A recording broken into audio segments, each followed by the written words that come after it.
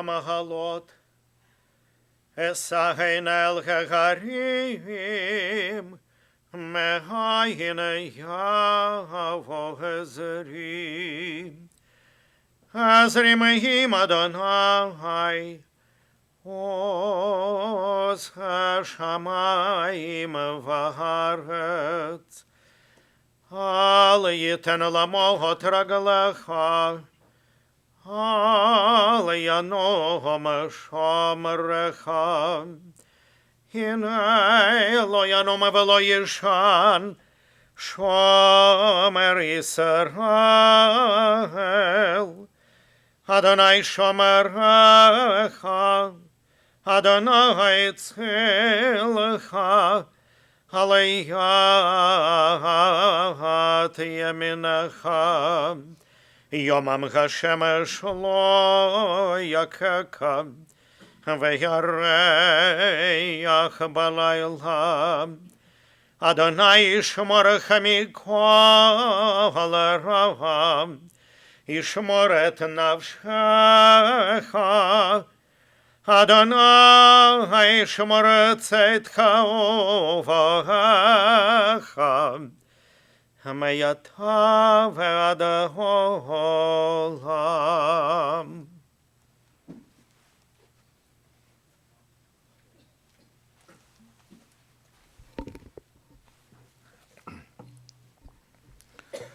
מזמור לדוד. אדוני מי יגור בהלך, מי ישכון בהר קדשך. הולך תמים ופועל צדק, ודובר אמת בלבבו. לא רגל על לשונו, לא עשה לרעהו רעה, וחרפה לא נשא על קרובו. O Lord, who will dwell in your sanctuary? Who will live with you upon your holy mountain? She who lives with integrity, who does what is right, who speaks the truth in her heart, who has no slander upon her tongue, who does no evil to a fellow human being. Whoever does these things shall stand firm forever. Mizmor LeDavid, Adonai roi lo echsar binodeshi yarbitzeni, al mei menuchot yinahaleni. Nafshi yeshovev, yancheni v'magle tzedek leman shemo. Gam ki elech b'gates halmavet, lo ira ra ki ata imadi. Shiftecha umishantecha, hema yinachamuni. The Lord is my shepherd, I shall not want. He has me lie down in green pastures. He leads me beside the still waters. He guides me on paths of righteousness. He revives me for the sake of his glory. Though I walk through the valley of the shadow of death, I fear no harm, for you are with me. Your staff and your rod, they comfort me. You set a table inside of my enemies. You anoint my head with oil, my cup overflows. Surely goodness and mercy shall follow me all the days of my life, and I shall abide in the house of the Lord forever. Everyone at the sisterhood knew that Hinda Saul on Tuesdays meant Yiddish. She taught Yiddish, so today we'll use some Yiddish to honor Hinda. Hinda was a machaya, always pleasant, always content. Things were always good enough. She wasn't particular. She loved connecting with people. It was the connection with people which was far more important than any one issue that could be on anybody's mind. Didn't get upset, never swore. You know, even the image of Hinda Saul swearing makes me laugh. It just could never, that mental image makes me laugh. It could never happen. Everybody thought she was their best friend. And so very welcoming, and welcoming to those who then would married into the family, who joined the family. You suspect that she liked you better than the ones that were born into the family. She was a little lady with a big heart. She was patient. She was never in a hurry. I know she was an older woman by the time I knew her, but to use more Yiddish, she was also a Shana Punim. Not only on the outside, but on the inside. And you know what? She had a lot of seichel. She had a lot of common sense. She never let things bring her down. I think that's a life decision. She simply made the decision not to let things get to her. She made the best of bad situations. Her father had been a part-time cantor. Her mother, the matriarch, ran a general store and supported the family. And somehow, between the religious emphasis of her father and the down-to-earth, practical resourcefulness of her mother, Hinda learned how to make it in this world. She also learned the practical side of life through her own life story. Her uncle and aunt took her in so that she could enroll in school that not only continued her education, which a lot of girls didn't do at that time, but it ultimately helped to save Hinda's life. Because her uncle and aunt made it to America with Hinda and cousin Yvette, who I want to give my condolences to, and all the rest of her family perished at the hands of the Nazis. With such a life story, she had a very important perspective that she carried with her throughout her life. She knew what was important and what was not important, and she chose peace. And she always looked ahead, always forward, never, ever backward, always forward. And what was important to her was all of you, your lives and your growth. Her family was important to her. But as the expression was that she gave to, I guess, a number of you, if it's not life or death, we'll do it your way. And that's how she established her connection and maintained that connection. And it started with Jack. She met at a club after their high school years. They married. They explored culture together. She often followed his lead in terms of interest, and she was okay with that, except for Chinese food, right? Because she didn't like, and she snuck in at every opportunity. She was very devoted to Jack, but when she did have a point to stress to him, he listened. She had her opinions, and she chose her spots. She was a great cook, kept the home. Your mother was always there for you, relished your successes, and you wanted to make her proud. She was always ready to feed you. Children, grandchildren, she made everyone's favorite food. Listen, she wanted to feed you, and she wanted you to be safe. That's what you call Jewish Mother 101. She got it. That's it. That's it. Ken, when it came to baseball, right? Only a Jewish mother would say, Ken, what's the safest position for you to play?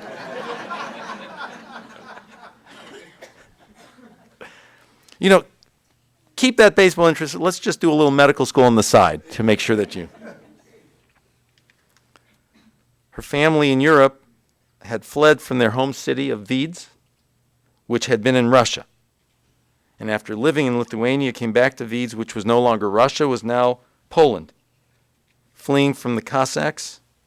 I think that even that little bit of a biography, which you shared with me, she leaves, the family leaves one city, she comes back to another, they come back to another city, it's a different country. Life is uncertain.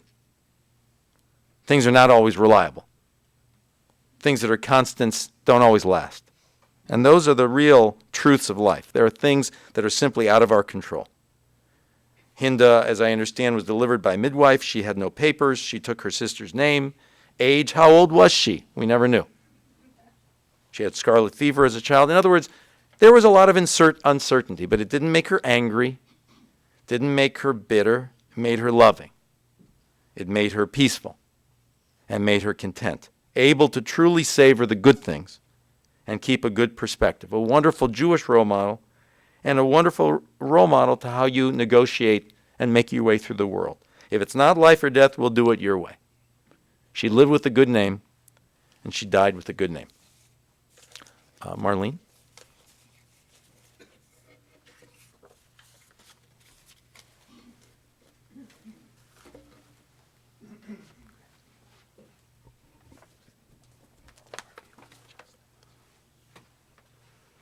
I'll try not to repeat anything the rabbi said, but I'm going to stick to script as much as I can because otherwise I'll lose it. So when my brothers and I were young, we would fight, and sometimes we'd give my mother attitude. Yeah, we really did that. And our father would step in and remind us how lucky we were to have her as our mother and how special she was, and to immediately stop doing whatever we were doing, and it always worked. Without knowing the details of her life and how lucky we really were, we did know she was special. With a smile and a sense of humor, without swearing, complaining, or even raising her voice, my mother could solve any problem.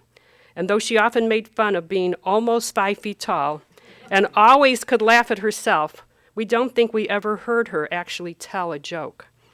But as I was thinking about all her wonderful words of wisdom, her advice, her unique behaviors, I realized everything really did boil down to encompassing one of two things: connecting with people and staying safe. So I want to share a couple examples with you, connecting with people. She had an amazing number of friends, evident even by this room. Some were immigrants who were separated from their families at a young age, as she was. She maintained lifelong friendships with people she knew when she lived in Poland and Lithuania, places she only lived as a child or a teenager. And after coming to America, she made many more friends, some from the neighborhood or PTA, some from synagogue and sisterhood, and some through my father's love of music. Anywhere she would meet people, she would make a friend. When attending events, she always had a camera in her hand, taking pictures of everyone. And when the event was over, she would make copies and send them to the people in the pictures. It didn't matter if the picture was good or not, and mostly they were not good. But the quality of the picture wasn't what was important to her. What was important is that the people would have pictures to remind them of the event and that they were there. And it gave my mother another opportunity to stay in touch with these people after the event was over. Every person and every event was important to her. Everyone knew about my father's extensive record collection, but we later found my mother actually rivaled him with her thousands and thousands of photographs, thank you notes, invitations, and even party favors. She kept everything to remind her of these connections that were so important to her. A few years ago, I tried to work with her to reduce her photo collection, and there was a really horrible picture of my uncle, Amy, and I said to her, you have so many fabulous pictures of Sanford. Do you think we can throw this one away? And she gave me this horrified look, and those of you who actually knew my mother might actually know the look I'm talking about. And she calmly said to me, if we throw this picture away, no one will know Sanford was at that event, and they will wonder why. So we had to keep the picture. When I went on my first vacation as an adult without my parents, I went to Hawaii with a friend. Neither my mother or my father could understand why I would want to go somewhere where I didn't know anyone. Mountains, flowers, beaches, luau's, not important. Their vacations always involved seeing people they knew. When I came back and showed them the pictures I had taken, they were shocked that there were pictures that didn't include people. And more recently, in 2010, Ken and I took a trip to Lithuania and Belarus to see where she lived and grew up and went to school. We were so excited to tell her everything we saw, including finding her house, which was still standing. She saw our enthusiasm, but she really wondered why we went. The house wasn't important if there weren't any people in there to see. And as I was going through her thousands of pictures, I noticed they all had people in them. Very few pictures that were just of a building or a monument or anything like that. What was important were the people. When I was little, I was invited on my first play date that wasn't on our street. My mother gave me instructions. Eat whatever they offer you, or they may not invite you again. And be a good guest and play with whatever your host wants to play with. I'm sure I did both. When we later reciprocated and invited this child to our house for a play date, my mother reminded me, be a good host and play with what the guest wants to play with. And even back then, I was pretty smart. I said, Mom, if I'm always play with what the host wants to play with when I'm a guest, and I play with what the guest wants to play with when I'm a host, when do I get to play with what I want to play with? And she just looked at me and she said, I'll play with you. End of story, problem solved. She was never too busy. I don't remember ever calling her or ever anybody else calling her and having her say, can I call you back? I'm doing something else. People always came first. She was involved with many organizations using her artistic talents and calligraphy for PTA, Temple, family, friends, my father's programs. Any way she could be involved with the way she could contribute, she did. You already talked about that, so I will leave this. Okay. She really didn't want anything, and with modern conveniences, her expression was, for me, they don't have to bother. So we were actually just reminiscing about some of this on the way over here, but she had no need for a microwave, she didn't have one, nor a carrot peeler, nor a pencil sharpener, and she just would go ahead and just use the oven for whatever it is she was. She also didn't like escalators. So any of these modern conveniences that we're all used to, like she wouldn't have had it. We did have her with a cell phone, but she didn't use it. She also was, since she was never in a hurry, she would heat hot water for tea on low. So do you know how long that takes? So if she invited you for tea, you were there all day. So She and my father had full season tickets to the Cleveland Orchestra since 1954, and I joke by saying I don't even know if my mother liked classical music. But she loved going with him and spontaneously going out with people afterwards for snacks. The only thing I can think of that she really wanted was she wanted to go to Israel for their 50th anniversary. And they did go with the stop in England for my father to meet Lady Beecham, so he would have something that was really meaningful and important to him. I don't think I fully understood the safety part until more recently. When she was little, she almost got hurt playing in the street in Poland. Later, she had rheumatic fever. When she moved to Lithuania to live with her aunt and uncle to go to school, they had to smuggle her in the bottom of a buggy. And on her way to the United States, she was seasick the whole way over. So within a few years of arriving in America, she would learn that her father had been shot and killed at a river in Wiedz, Poland, and her mother and sisters were shot and killed when they jumped off a train on its way to Pinar, an extermination site. There was nothing that was going to happen to her husband or her children if she had anything to say about it. So there's the weather. She really only wanted us outside if it was 75 degrees and sunny. We're in the wrong place. So you would think that finding a costume for Halloween would be a real challenge, but not for my mother. Kenny and Howard were firemen. So they got to wear coats and boots and rain protection. She couldn't, again, problem solved. When I was in 6th grade, I couldn't wait to be a school crossing guard and was horribly disappointed when I was the only person who wasn't selected. I soon found out because the teacher didn't think my mother would want me to stand outside in the cold or the rain or the snow or really ever. So seeing my disappointment, my mother made sure I was given a post, one where no one would need a guard to cross. I really wouldn't be needed, and so each day my mother decided if I would be a crossing guard that day or not. I think I did it twice. I remember only one person crossing, and it was a teacher. Problem solved. Years later, I joined the marching band. So she had no idea that we march no matter what the weather is. I don't recall her trying to stop me, but when Ken later decided he wanted to be in the marching band, I'm not sure what happened, but he wasn't. And by the time Howard went to school, he played the violin. So there you have it. Ken will tell you this story. Okay. Another modern convenience that she didn't like was an automobile. She walked everywhere, since anything she needed was right nearby at Cedar Center. We carpooled to Temple with people on the street, and my father would take our turn when he didn't work. But soon, with 3 children going off in different directions, she finally got her driver's license. When she had to drive somewhere for the first time, she would take a trial ride with one of my brothers or my father with clear instructions about which lane to be in, which person has the right of way, and if possible, only right-hand turns. So some of these routes were really, if you can picture some of this where you're going when you're only going to the right, it can take a while.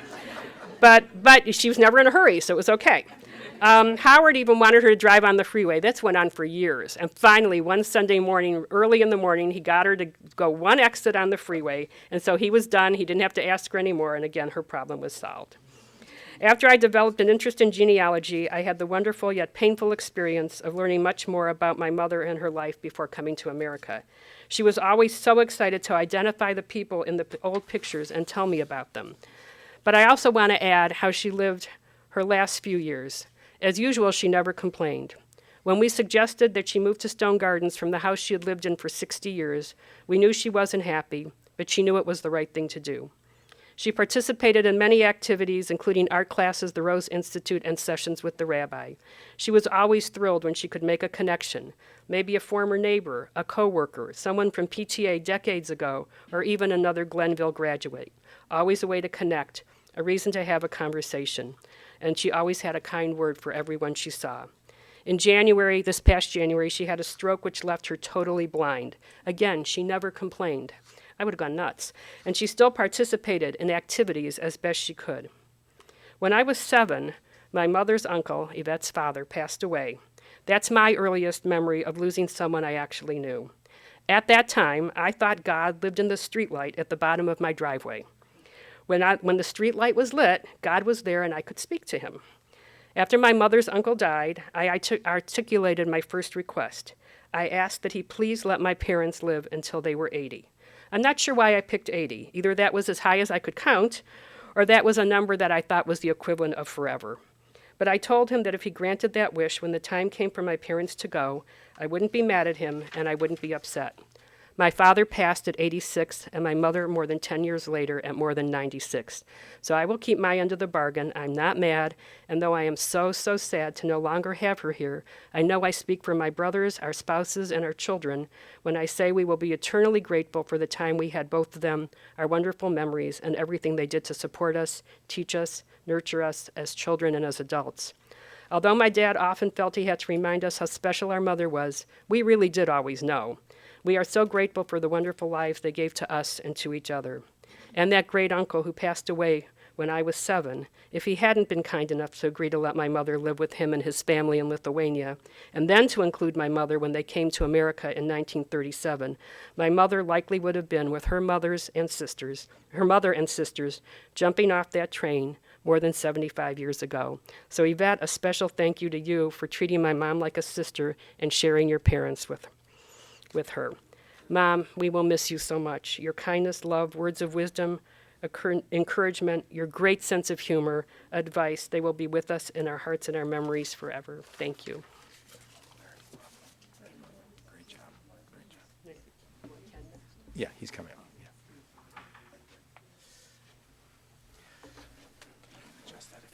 Okay.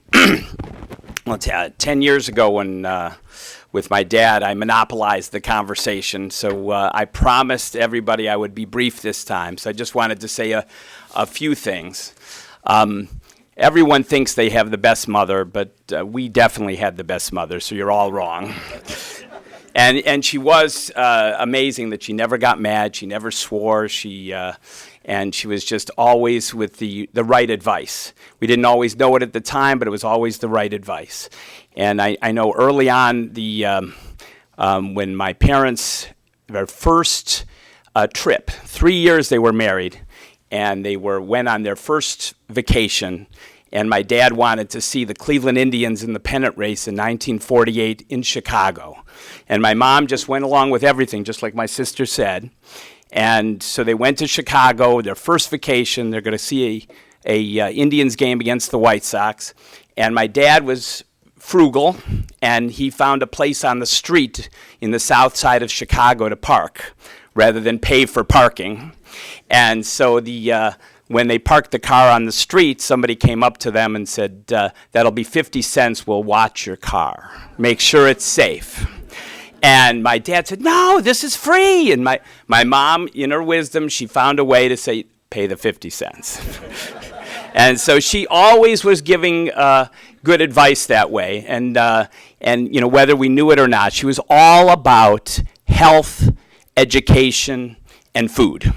And the health, she was always, like Marlene said, she was always worried about us getting cold. We'd go to amusement parks, and she would bring jackets, no matter what the temperature, because it might get cold, it might rain. She would always follow us around from ride to ride with jackets to put on us.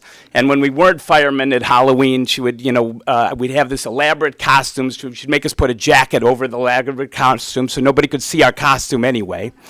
And then with the food, it was, my daughter was 18 months, and my mom was watching her, and I just have this image. She's just following her around, careful, and just following her around with food, giving her challah and grapes everywhere she went. So she was well fed everywhere she went, but it was always about careful. And that's where my only really one story was I had this love of sports, which she never understood. And I have to tell you, with full disclosure, there's a semi-fraudulent picture outside of my mom with a tennis racket. That is the only time in her entire life she had a tennis racket. She did not understand sports. So that was a staged picture, so just so you know all that. So when I always wanted to do sports, just like Marlene said, she wanted me to be safe. And she always had this expression, nobody gets hurt reading a book. Because I would always have skin knees because I didn't slide quite right in Little League, so I'd always have these skin knees, and she'd say, this wouldn't happen if you were in the library reading a book. And so this would go on quite a bit, and I still use that. I'm a pediatrician in California, and when we have kids that are skateboarding and jumping over ravines and get a broken bone, I always say, my mom was right. This wouldn't have happened if you were in the library reading a book. So we have that, but and so with the sports, I remember very well when I was done with school. My mom said, "What do you want to do with your life?" And I said, I want to try to be a baseball player. And she said, we'll compromise, just like the rabbi said. He says, first you go to medical school, and then after you're done with medical school, we'll see. But again, she just did it in a way without saying no. She just, she always had a solution. And even when I was done, when I was a resident, I tried out for a semi-pro team, made the team, but I was way out of my league. So she was right again. I would have wasted all this time, and because she was always right. So that was basically what what I wanted to say, that that my mom was always had our interests. She never cared about herself. She always cared about others. Every time we'd go to Davis Bakery, it was always about what does this person want? What is that? What do I want? What does my brother want? What does my sister want? What does my husband want? Never about what she wanted. It was always about us. So, Mom, we will miss you very much, and that's about as brief as I can be. Thank you.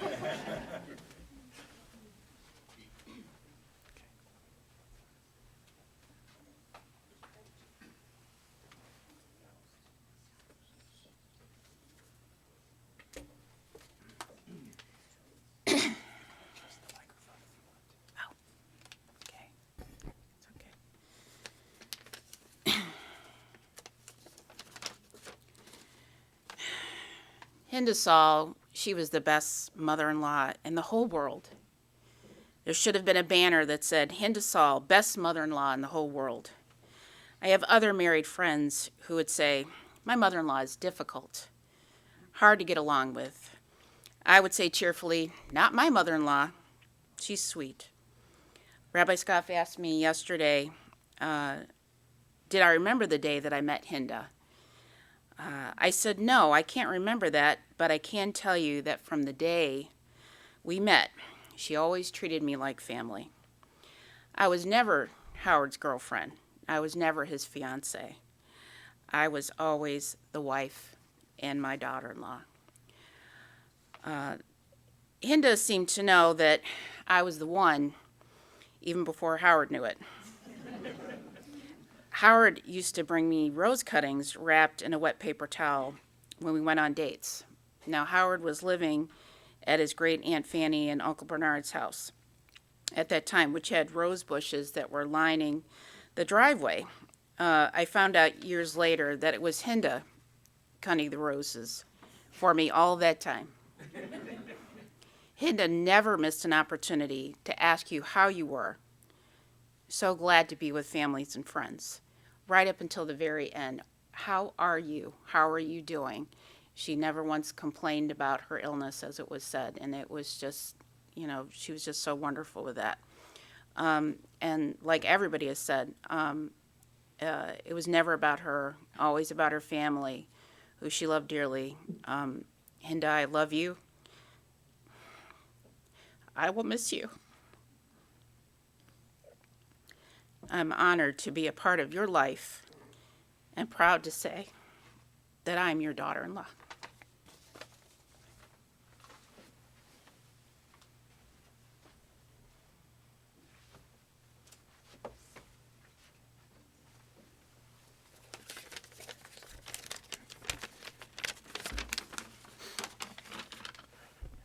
My grandma was the sweetest person I'd ever known. I remember going to her old house before she moved to Stone Gardens, where there was always tons of love to be found. From her cooking to teaching, with constant I love yous always being shared. When we had to leave, Grandma would always wave out her window to us, and always so joyed by company I couldn't even imagine. Next time she would come back, she'd always love to see us. As she moved into Stone Gardens, her ability slowly got worse, but she never failed to be happy and positive no matter what it was. I always see her, she was always smiling, there was always love inside of her, no matter what day, always happy. She would never miss any of my soccer games, piano, trombone recitals. She always seemed to be there no matter what. I remember going to a park called Conneaut Lake with my grandma and grandpa. She would always be there. There was never a time where she wasn't there. She was always there. At the end of her life, it was very difficult for her. She was blind. I can't even imagine being blind. But she was always happy. I can't imagine that. She never failed to be strong. She always kept going. I couldn't believe how she was feeling. She always pulled through, no matter what. She was always positive. I couldn't believe it. I'll miss her very, very much, but I'll know that she will never be forgotten. And Ben, I know how excited she was as you made your way through Park Synagogue and was excited to go to Bar Mitzvah. Park Synagogue would be so dear to her that she saw the enthusiasm through you all over again. It meant a lot to her. Let's rise, everybody, for the memorial prayer.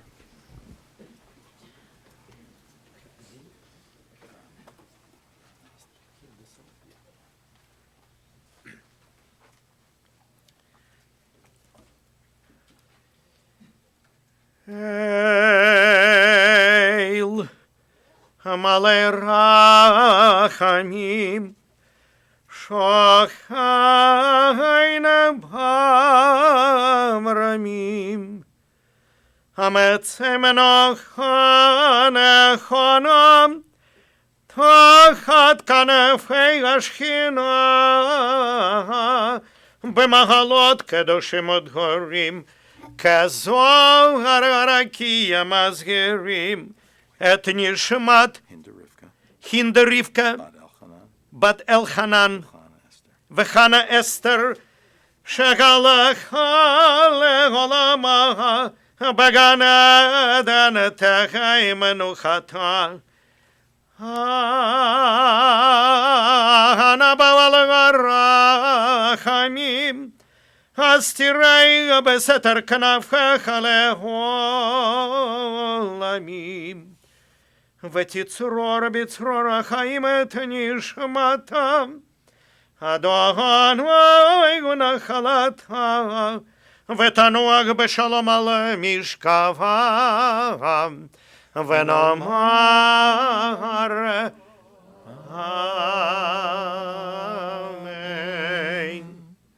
May we remember all of the worthy deeds that she performed while in the land of the living. God is now her portion. May she rest in peace. And we all say Amen. Let's be seated.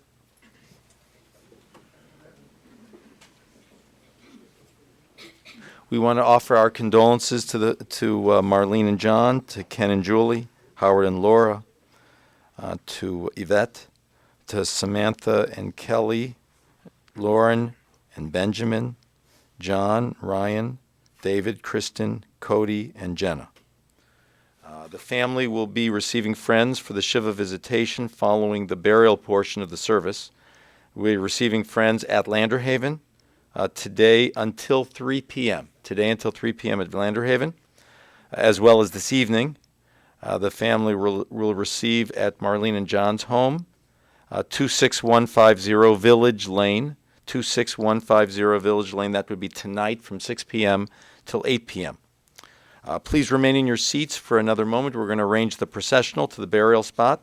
Pallbearers, however, should now come forward.